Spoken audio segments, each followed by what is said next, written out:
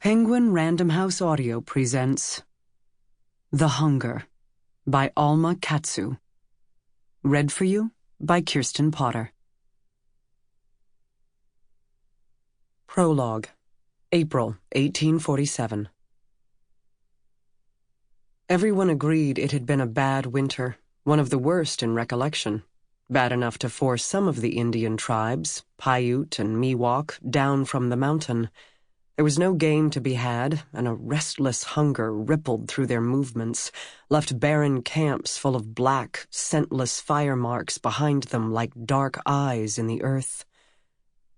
A couple of Paiutes even said they'd seen a crazy white man who had managed to survive through this god-awful winter, skimming over the frozen lake like a ghost.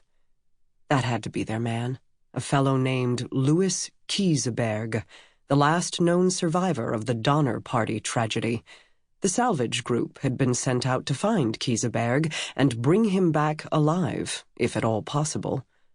Mid-April, and the snow was chest-deep on the horses. The team had to abandon them at a local ranch and go the rest of the way on foot. It was 3 days down to the lake after they reached the summit, cold and airy and desolate. Spring meant mud, and lots of it, but at the higher elevations it was still winter, and the ground was a blanket of thick white. It was untrustworthy, that snow. It hid crevices, steep drop-offs. Snow kept secrets. You'd think you were on solid ground, but it was just a matter of time before the ledge beneath you crumbled. The descent was much tougher even than expected, the snow giving underfoot, sodden and slippery, full of some unearthly desire to pull the whole team under.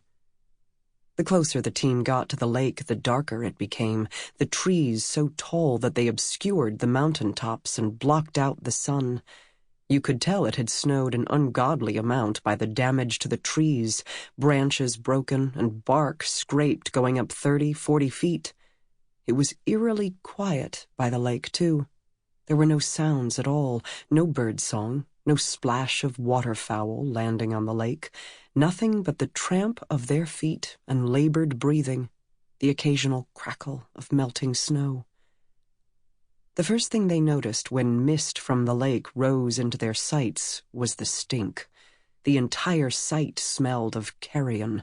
The rich stench of decaying flesh mingled with the piney air, making it heavy as the group approached the shore. The smell of blood, with its tang of iron, seemed to spring from everywhere, from the ground and the water and the sky. Sample complete. Ready to continue?